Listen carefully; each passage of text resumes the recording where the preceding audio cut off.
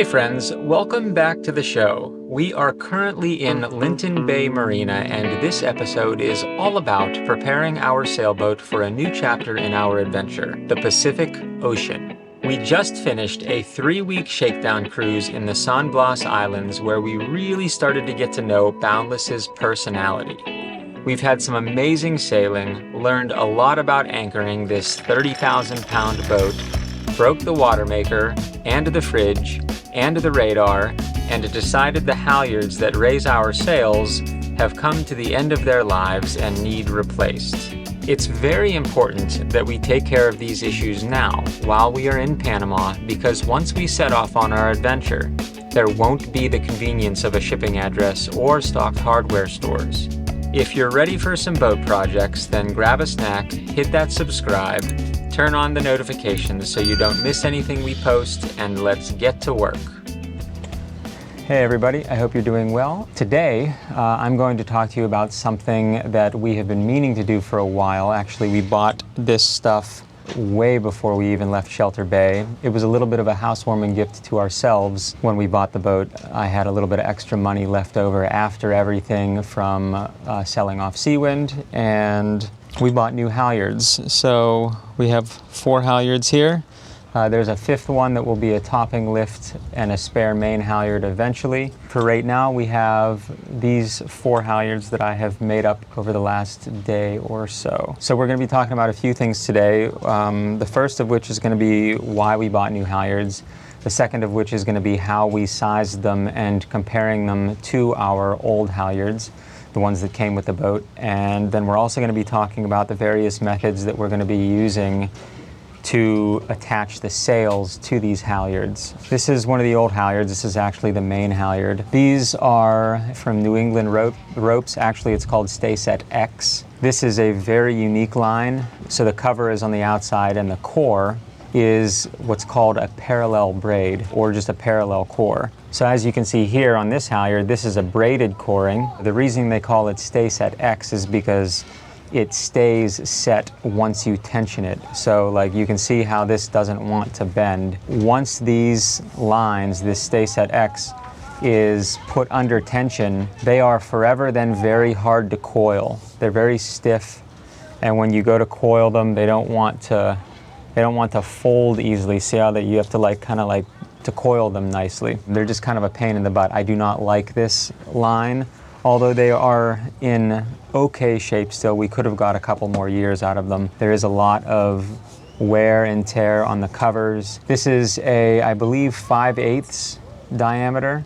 So all of our halyards are very, very fat. That is actually causing quite a bit of friction in the sheaves and the system as a whole. These are almost too large to be going through our rope clutches on the mast.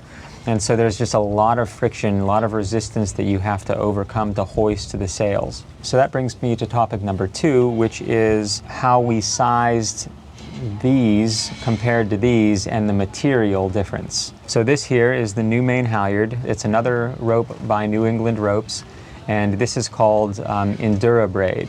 This is a very high quality polyester cover and a very high quality Dyneema core. And it is a core dependent line, so all of its strength, or most of its strength, comes from the coring.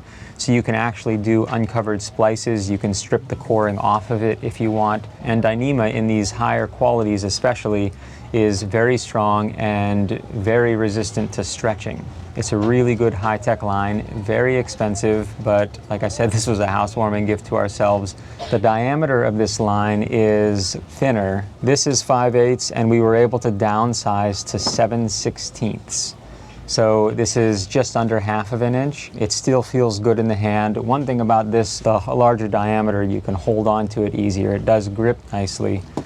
But this is still well within that very easy to grip range. And this cover, the knurling on it from the high quality braiding on the cover, is very, very grippable. We were able to downsize a couple sizes and still stay well above our strength rating needed for the sails on our boat. So anyway, inside here I did what's called a locked Brummel splice, a locking Brummel eye splice. That is the same for all of these halyards. So this was the main halyard. This is the main jib halyard, and actually the staysail halyard is the same. And because the staysail is such a small sail, we were able to downsize one more and go with a 3/8 line.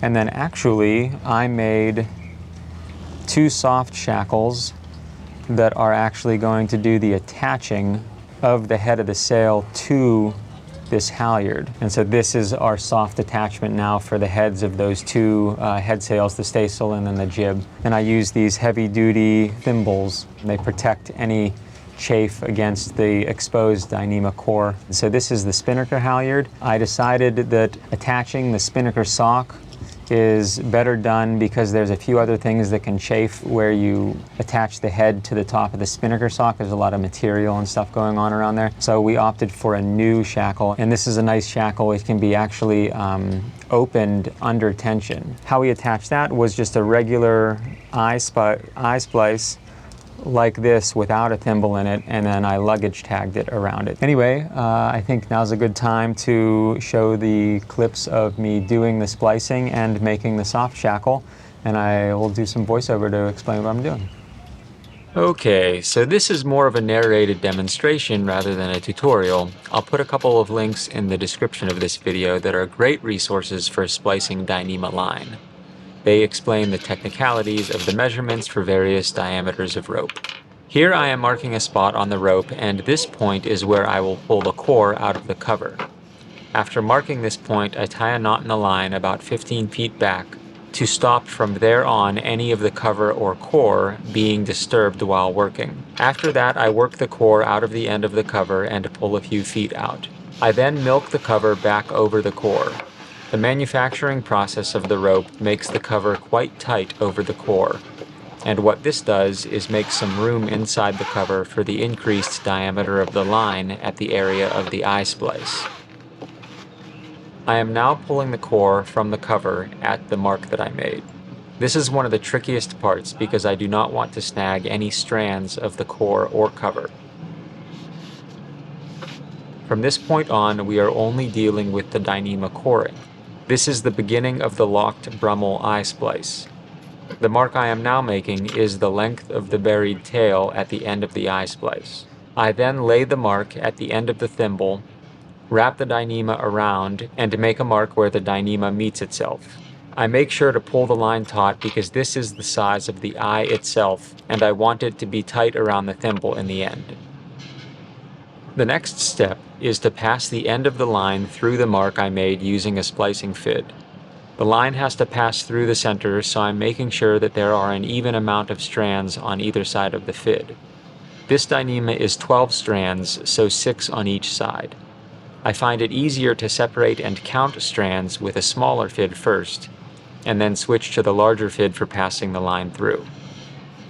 Now I am passing the end through Mark 2, making the eye. After that, I pass the end through Mark 1, but I pull this second eye through itself, making an inside-out hole. Using a fid, I make space to pass the first eye through the inside-out one, and then the magic of this locked Brummel splice happens.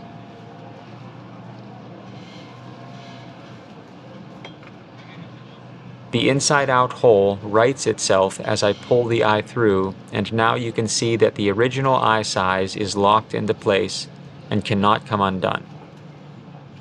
And it's always nice to see the thimble fits very tightly after I work it into place. Next, I am getting ready to bury the tail into the line to complete the splice. After I pull it through, I taper 1/3 of the tail, removing 6 of the 12 strands by marking them with a Sharpie. I then pull them out with a small fid.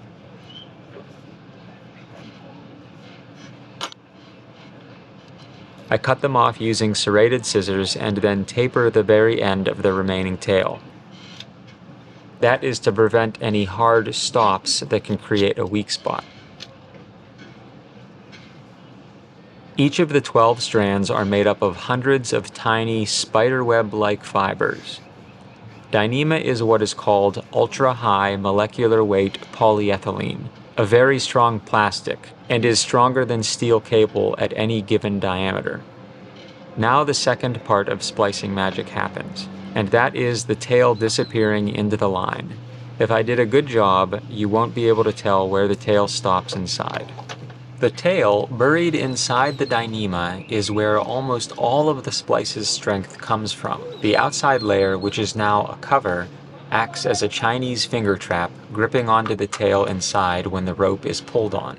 The last thing to do is to cut the polyester cover off with the hot knife and to milk it over the splice. Alright, now let go of your hand there and just pull on the eye. Yep, just like that. Just pull against me. Katie is holding the eye to keep the splice tight as I push the cover over.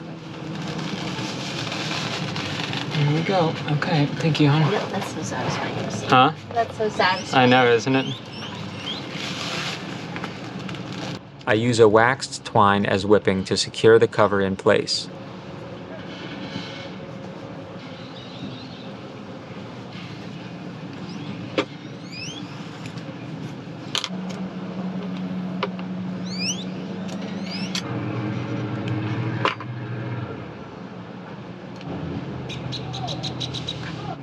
And there you have it, a beautiful new jib halyard for Boundless.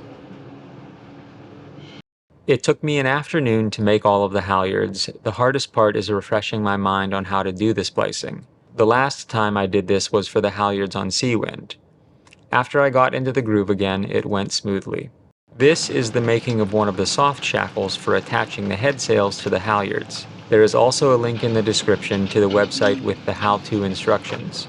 This is the same type of Dyneema, the only difference being that this line was bought as bare 12-strand without a cover. I am also doing a locked Brummel splice that will become the eye of the shackle.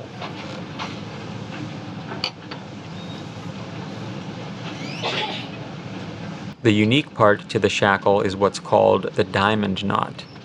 Dyneema is a very slippery material and certain knots like to come undone.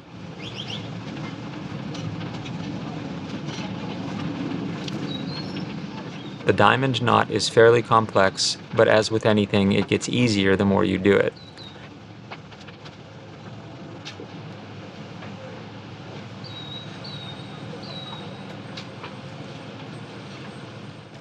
The key is to set the diamond knot. I use this piece of steel with a hole in it, passing the tails through, grabbing on with channel locks, and rocking them over, one at a time and then together. You know it's set when the knot sounds like a wooden ball. This particular soft shackle is made from 1/4-inch Dyneema, and because I folded the Dyneema in half, making that eye, it is essentially doubled up, which means it should have twice the breaking strength of the Dyneema itself. The diamond knot could be the weakest link if it were to slip, and so I always cut the tails a little long, just in case the knot wants to set more when under tension.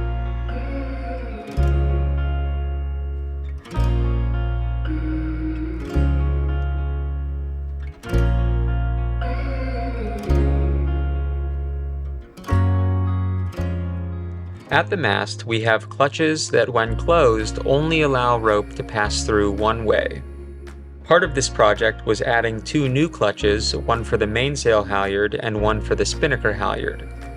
I also needed to move the jib halyard clutch because the existing position was creating a chafe point for the rope on the plate where it exits the mast.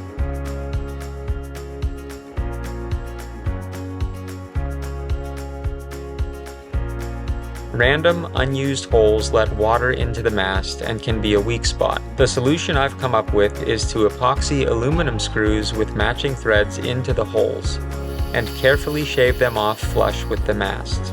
We plan on painting the mast at some point, and once we do, you won't ever know the holes were there.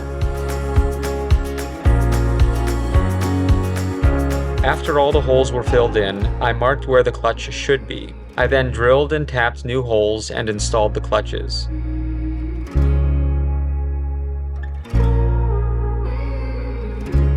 Katie and I worked for a few hours running the new halyards through the mast by sewing the ends of them to the ends of the old halyards and pulling them through. Okay, just like that. All right, go ahead.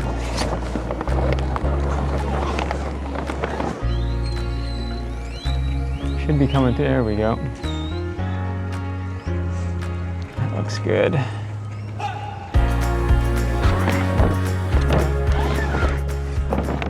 And voila, beautiful new halyards and clutches.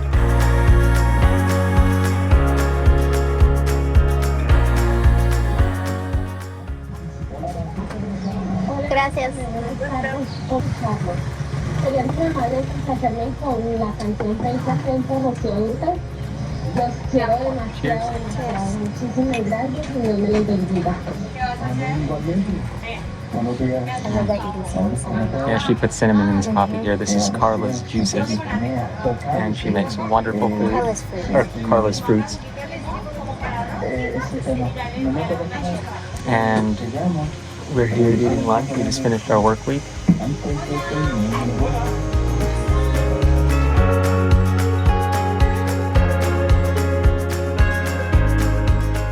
We got a call from Shelter Bay Marina saying our packages have been delivered. So now we get to go sailing and use all of our new lines. We said goodbye to our friends on Contigo who ended up in the slip next to us. And I promised that we did film the hoisting of the main using our new halyard, but the GoPro decided to freeze and not record any of it. Since then, it has become quite annoyingly unreliable. Nonetheless, with only enough wind to motor sail, we retraced our path during a beautiful day on the water back to Shelter Bay Marina. Look, I put the clothes slip right here because the wind was blowing it open.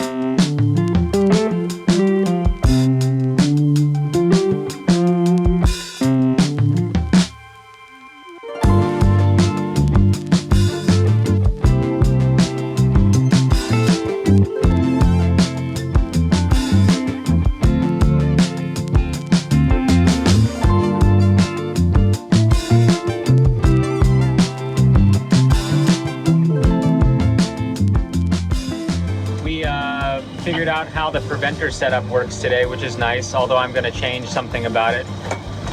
I like the way it's set up. I'm just going to add a second preventer to keep them when we're sailing offshore, have one set up on each side.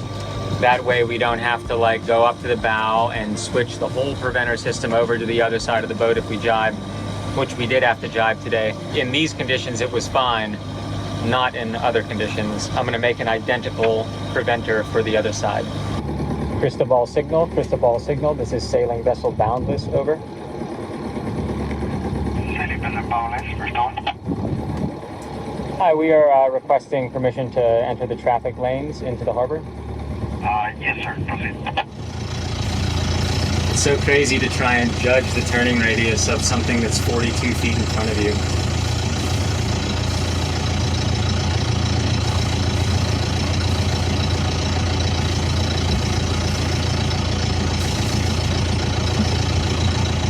But somehow you get used to it. You do it. I think I'm good. Yeah.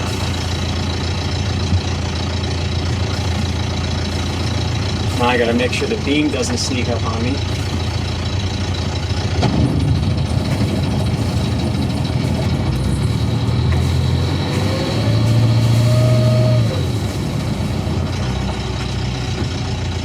right, touchdown. Yeah. Daryl, hey. Hey, welcome back. All right, thank you. Nice to see All you. right. See you, Daisy. Yeah. We did it. Woo. Let's go for a swim. Yeah, let's go for a swim, huh?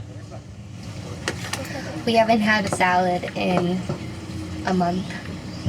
And so we got at the grocery store, there's this local Panama City hydroponic playground lettuce. And it's butter lettuce, which is like my favorite. And so made a little salad. Carrots, peppers, pumpkin seeds, dried apricots. The pumpkin seeds that are like these lime pumpkin seeds. Yeah, lime and tequila. Yeah. I don't know. They're just really good. They're salty pumpkin seeds. Yeah. Salty roasted pumpkin seeds. Seeds and pumpkin seeds. I put some of our like hemp seed, flax seed, chia seed like mixture on top. So Boundless is outfitted with a pretty extensive suite of B&G electronics. And I love the company. I think they have been innovating in the sailing world for a long time, and I've always admired them from afar. We had Ray Marine instruments, which worked very well on Seawind, but we had always dreamed of expanding the suite of things into a dedicated chart plotter and radar and things like that. Fast forward to us buying this boat, it has all of that stuff. The previous owners ended up installing the whole suite. I think it was in 2018. Everything is amazing with it. Even the radar was amazing, but in the San Blas Islands, I started trying to use it to track like squalls that were around and just to see if I could start figuring out how the whole system worked. I had never used a radar before. All of a sudden, nothing is working on it. It's just a bunch of dots on the screen. It doesn't pick up any land features. So then I dive into the manual and into reading online about it, trying to figure out like how to properly operate it because I thought it was user error. Well, come to find that particular year of radar dome has a defect that I believe lets water into the thing and destroys some stuff unknowingly and basically renders the radar useless. To my understanding, B&G does not have a recall. Their answer to the problem is that they redesigned the entire 3G and 4G radar, discontinued that model, and came out with what is called the Halo series radar modules. So allow me to introduce our new radar.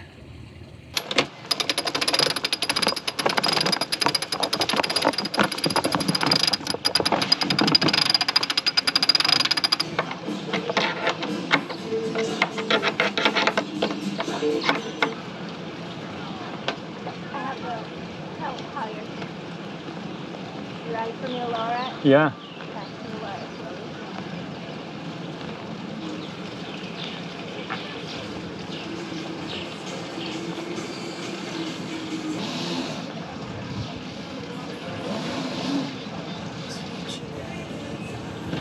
Okay. Lock it there.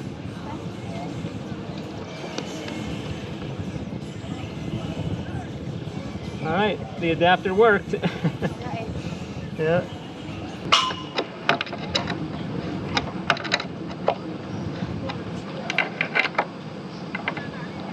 There we go. All right, let's get down, see if this new radar works. Here we go.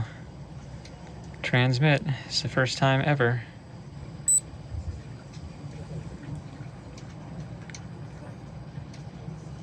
Oh yeah. There we go.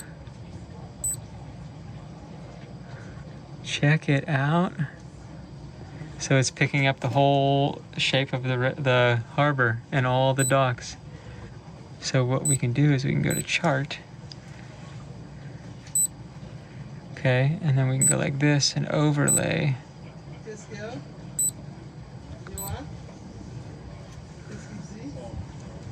There we go.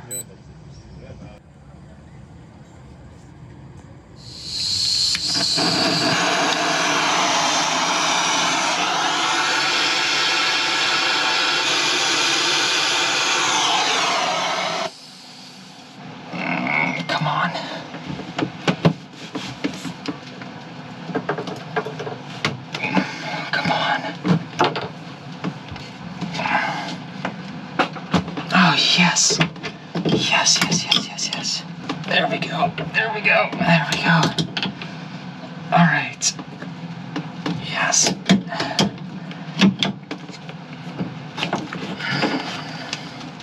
Look at this. Ah. Katie.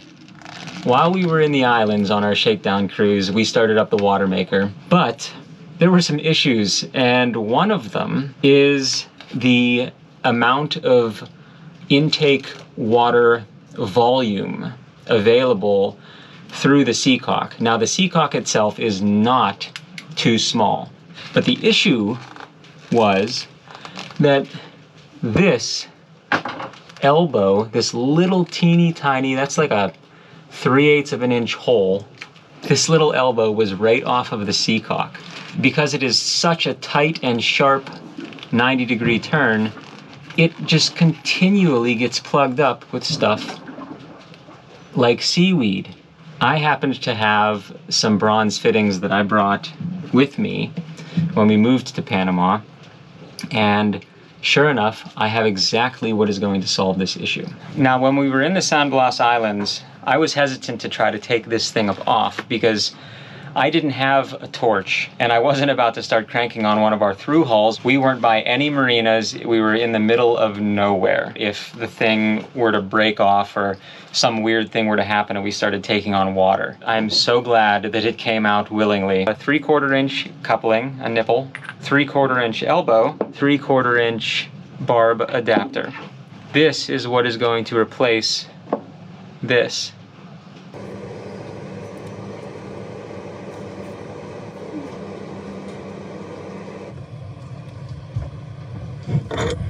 All right, well, I think that's pretty good. So I've been on a goose hunt for fittings. It's a wild goose chase.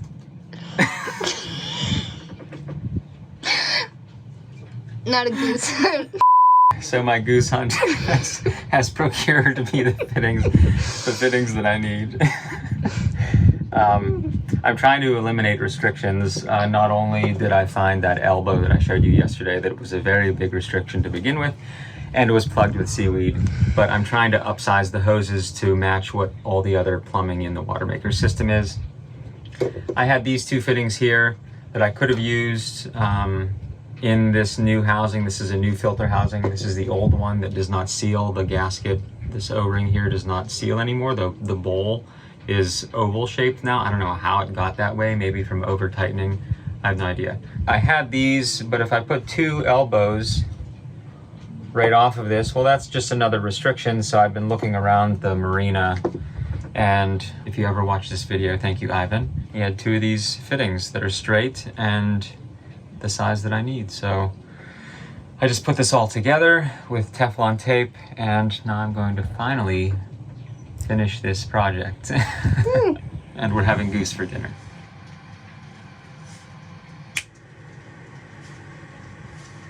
Okay, that was pretty cool. So let me explain.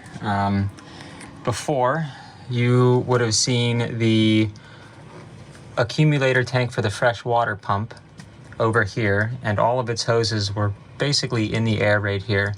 And we have the engine intake seacock, and then the water maker intake seacock. And I decided to rearrange some things. I moved this accumulator tank over to where this strainer for the water maker was going to be, and in turn I mounted the water maker intake, this strainer basket, in clear air. Before, when you changed the strainer, when you cleaned it back here, salt water would run down the hull and past both of these electrical motors and everything. But right now, the way it's organized is this basket will drop freely down onto the hull, and I can rinse the seacock in some fresh water, but it goes straight down into the bilge without making anything wet with salt water. The strainer basket for the domestic water, for the fresh water, is right here, and it's such a small basket, and I don't really need to clean it too often, and it is okay right there and tucked out of the way. Instead of screwing all of these fixtures to the bottom, I just drilled holes, and I'm using heavy-duty zip ties to secure them, and it is very secure. You just clip these two zip ties, and the whole thing, I left enough tubing, you can bring the whole thing without having to take any hoses off right up into your space up here and work on it. The next time I will be in here is when we recommission the water maker on the Pacific Ocean. How about that? All right, hey, good morning everybody. I'm doing some last minute maintenance, and there's one issue that I've been meaning to troubleshoot and fix, and that's with one of our refrigerators. So when we were home last time visiting family, I was able to bring back a set of gauges, refrigeration and HVAC gauges. At one point in this system's life, some ice was being chipped away and they pierced the evaporator coil, and so then they had to have that fixed. I'm suspecting that there is still a little bit of a leak. I am going to check the pressures with the gauges, and then while we were in Cologne, I had a taxi take us to a place called Panama. Is that what it's called? Yeah, Panama was the business name. And you can buy 134A, which is what is in this system, and an adapter that goes to my gauges. We are getting ready to go through the canal, and we want to make sure this is up and running. Plus, we have to defrost our other refrigerator, so I'm going to switch this on and hopefully be able to use this second refrigerator to transfer things over while we defrost that one today. Okay, so the system has been running for about 10 or 12 minutes now. It is running at 7 psi. 6 to 7 psi is fairly normal. The thing is as the box temperature goes down, and the box temperature is, I don't know, 70 degrees right now maybe. As the box temperature goes down, so will the suction pressure. So as it gets colder, the pressure goes down even more. So this could be an artificially high suction pressure compared to what it will be like once the system actually gets down to temperature. I am going to give it a very small amount, maybe 5 seconds of refrigerant, and we'll see what happens. And then we're gonna actually purge the line here because there is air in here and we don't want to introduce any air into the system, only refrigerant.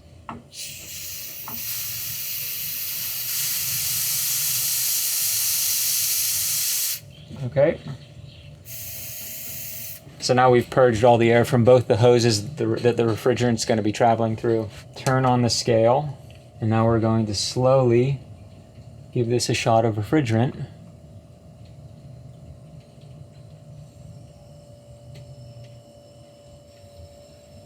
Okay. Just over a half of an ounce, 0.6 ounces. And I'm going to go and see what the evaporator sounds like. So this is the repair. And so now we're actually hearing some liquid coming through. Can you hear that? So we have frost on these upper loops here. And then down here at the bottom, you can see where the frost ends about halfway up. It looks like we need some more refrigerant. I'm gonna add a little bit more. Okay, hey everyone.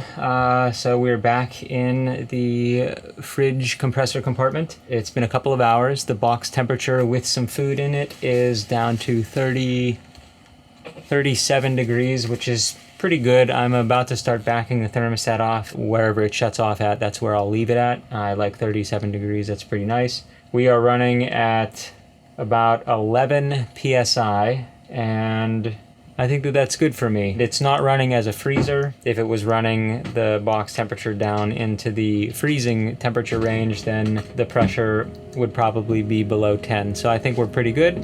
And there's a nice layer of frost on the entire evaporator coil. So I'll call this project done. We hope you enjoyed watching us tackle these projects. If you enjoy a more detailed and technical look, let us know in the comments because we always love to hear what people take away from our videos. We put a lot of love into each episode, trying to include a diverse amount of content each week. If you haven't yet, please subscribe to our channel. It really helps it spread and grow across YouTube. If you really love our videos, then head over to patreon.com/sailingseawind. There you can choose to support us monetarily for as little as $3 a week, which is less than a coffee most places. Up next, we meet the people who will help us with our transit of the Panama Canal. And after all is in order, we shove off for the entrance and are in for an incredible experience that not many people in this world get to have. We can't wait to take you all along with us for the ride. See you next week.